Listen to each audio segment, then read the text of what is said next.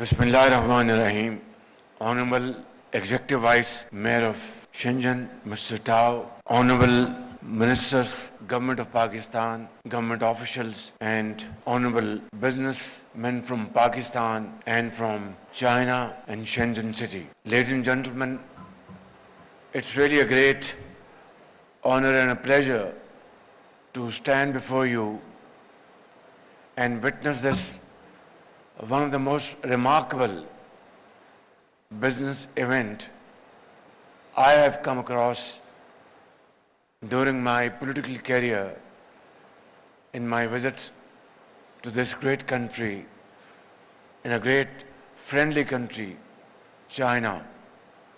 I would like to congratulate from the core of my heart to all those organizers who have done this remarkable job to have this event in a very short span of time. In that, I would like to congratulate our Ambassador, Mr. Hashmi, and of course our Ambassador, Mr. Zhao from China in Islamabad, and of course, Executive Vice Mayor and his team. But above all, I'd like to thank my Pakistani fellow citizens who have traveled from Pakistan to Shenzhen to participate in this wonderful event, and our Chinese businessmen.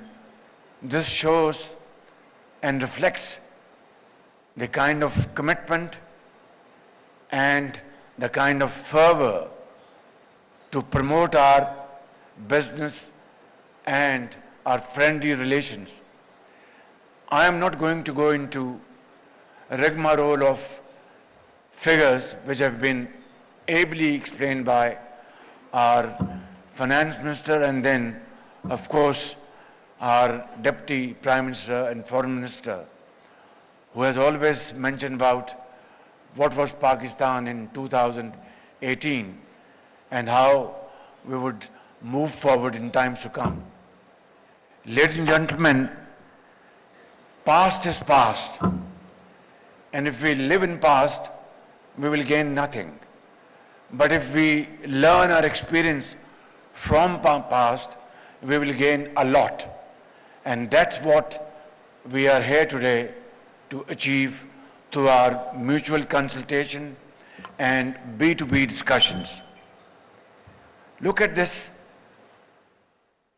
miraculous transformation of Shenzhen. A few decades ago, it was a small fishing farmer's village. Today, Shenzhen, having a population of only 13 million people, its GDP is hovering around $500 billion. Is it not a miracle of this century? Is it not eighth wonder of the world? And I have to say, my dear fellow Pakistanis, not to deject you or disappoint ourselves, that when we compare Shenzhen's performance with Pakistan's achievement at this point in time, our GDP is hovering around $380 billion and our population is 250 million people. Now this is a very stark comparison, and this shows what? It's a lesson to be learned by all of us. It is through the most untiring efforts, forward-looking vision, starting from late Deng Xiaoping to this day by one of the world's greatest leader, President Xi Jinping's visionary leadership and his dynamism that China today has become in this short span of time the world's second largest economy and the world's second mightiest military force. This is not a small achievement. China was born 2 years after Pakistan opened its eyes in 1947. And if you compare the figures of 50s and 60s, in many ways, our economic indicators were comparatively better than China. And today, there is no comparison. So, ladies and gentlemen, what I really want to sum it here today is that let's not get dejected. Let's put our act together. Let's resolve to work hard and let's resolve to solve our problems, fundamental issues. This position which China has attained today has been attained through deep structural changes.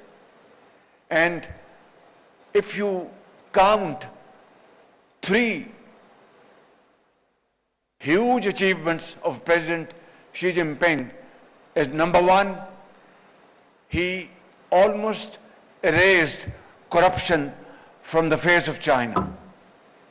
Number 2, he was able to take out 700 million people out of depth of poverty. And number 3, he invested in the youth of China. Hundreds of millions of Chinese boys and girls were empowered, and this investment has today resulted in Chinese huge dividends. There was complete transformation. And there was a time when China would import huge agri-products, which it still imports today because of its population. But Chinese internal production has grown many times more than a few decades before. How and why? That they have gone into big investment in R&D. They have used the most modern techniques and tools to increase their agri-production. And because Chinese labor became expensive, they moved to a higher level and gave up those conventional industries where competition became very tough with other competing countries. My fellow Pakistanis, here are these golden opportunities available to us. Today, after this plenary session, please sit down with your Chinese counterparts and find out ways and means how to move Chinese textile industry to Pakistan and stitch joint collaborations, joint investments, how to move in leather industry, how to progress in steel and engineering. As our Deputy Prime Minister said already, that Pakistan's mineral deposits today value around $10 trillion. And unfortunately, our export is meager $30 billion. So imagine the potential Pakistan has to boost its exports, the potential Pakistan has to dig out its gold mines, copper mines, convert them into semi-finished goods, finished goods, and then export to the entire world. And yet This is one area where we are still dreaming. Today is the opportunity. Today is the time. Today is the moment for you to capture. Sit down with our Chinese friends and brothers and sit down with them and have serious discussions.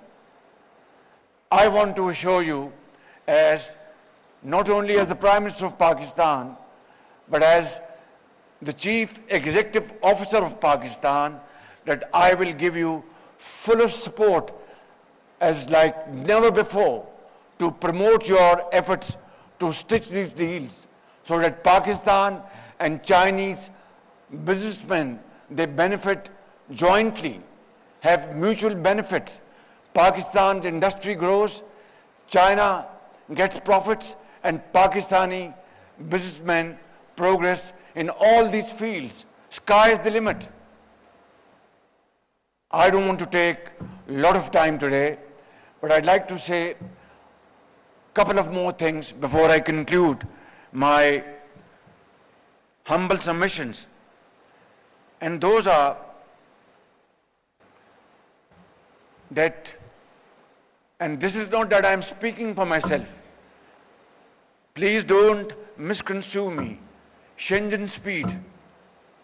This was a remarkable achievement of late Deng Xiaoping, and then which was added on most ably by President Xi Jinping.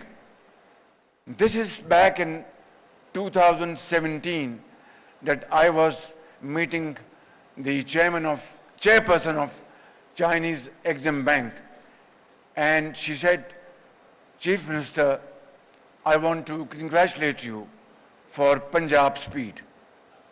I was a bit confused. I said, what I have done that this has been coined as Punjab speed by our very honorable Chinese chairperson of Exim Bank and other colleagues sitting over there. She said, I said, thank you very much, madam, but I don't deserve these compliments.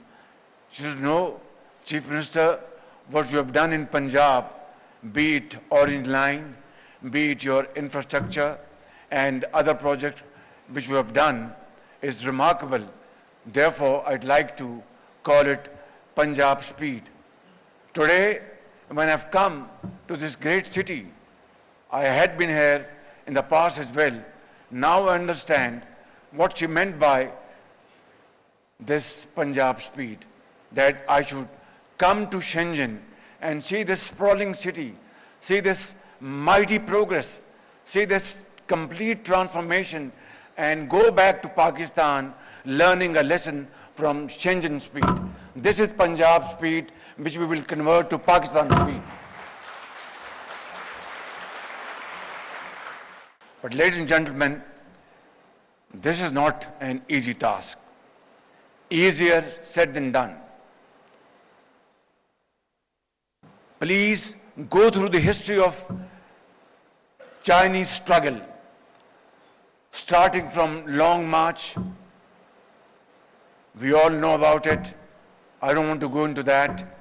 And then various periods of Chinese history in the last 7 decades. But through all these difficult times, Chinese people swam together. They never lost hope. And this is a fact that China was being encircled by many. I don't want to go into that detail. Suffice it to say that there was every effort made to encircle China.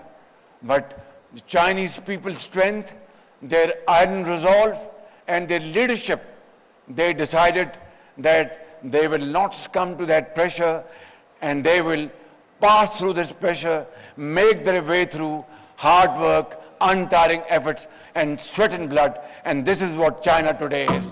And I would like to compliment all of you for this great achievement. I will go back to Pakistan with this resolve that come what may, we will follow this model of great economic transformation in Pakistan. Again, easier said than done, but then this model for us is enough to copy and emulate if we are sincere to our purpose, if we are sincere to the people of Pakistan, if we are sincere to posterity. By God, I can tell you, this is difficult but not impossible. So let's resolve today that this event in this great city of Shenzhen is an event which can create history, make history for all of us. And I want to finally mention that not only I will be with you all the way, we have already started structural changes in Pakistan. We have already started controlling corruption, although there is no country in the world which has completely erased corruption, be it Norway or Denmark, but they have controlled corruption to a very large extent. And since we are sitting here like a family and talking freely without any inhibition, I have to confess that we have problems in Pakistan. But inshallah, with this great team sitting here in this hall and back in Pakistan, jointly, we will struggle and make Pakistan truly Qaid-e-Azam Pakistan, truly a welfare state Pakistan, for which millions of people gave their blood, they sacrificed for Pakistan while traveling from India to Pakistan with this ardent hope in their eyes that there will be a land where hard work, honesty of purpose will be the order of the day. Unfortunately, that has not been the case. But it's never too late, as somebody said over here. Let's start this journey today and follow this Chinese model. And I have to also accept and appreciate the dynamism of Chinese leadership, President Xi Jinping, how he has evolved a wonderful system to bring peace in this world where there are warring factions, wars going in various parts of the world through Belt and Road Initiative. And under Belt and Road, CPAC, through which Pakistan has benefited immensely. And more than $25 billion worth investment was committed in Pakistan by Chinese investors. My dear Chinese brothers and sisters and Pakistani brothers and sisters, I'd like to end with a very sorrowful note that a few months back, our 5 Chinese brethren were killed in a terrorist attack in Bisham, north of Pakistan. And this dastardly act was most heart-wrenching. That day, entire Pakistan was in tears. That day, we were all very sorrowful. That day, we were reflecting that a great friend, China, not only great friend, a great neighbor, China, not only neighbor, the most trusted friend, China, who has stood by Pakistan through thick and thin, be it wars, floods, international forums, international issues. China never took a second or had a second thought to stand by Pakistan, came to Pakistan to invest in Pakistan for the well-being of the people of Pakistan, whether it's the people of Balochistan, Sindh, Punjab or KP, or Azad Kashmir or Gilgit-Baltistan, through their hard-earned money, and not in millions, but billions and billions of dollars, and yet we were not able to protect those lives from the perpetrators. Ladies and gentlemen, particularly my Chinese brothers and sisters sitting here, I must tell you that that was one of the most saddest day of my life.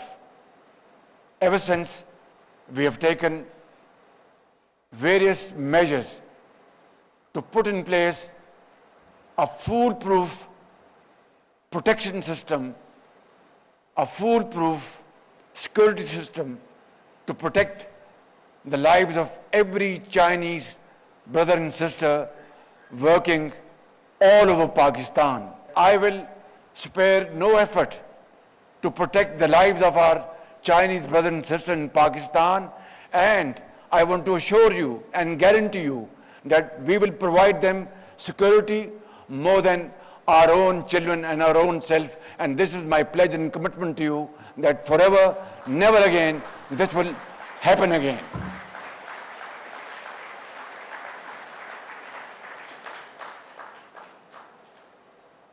But this story will not, this sordid episode will not end or finish, because those who have left this world, their kith and kin, will be in tears forever. And have you heard of a society where benefactors come and show their truest sympathy, empathy, and support, and yet they are killed? This is something we cannot forgive ourselves. Therefore, ladies and gentlemen, I would like to offer my sincere condolences on behalf of the people of Pakistan, myself and government of Pakistan, and share our grief with the bereaved families. And I would also like to, it will be unfair to myself and to all of those families if I did not offer sincere apologies to them and to the people of China. God bless you. Pakistan-China friendship, Zindabad.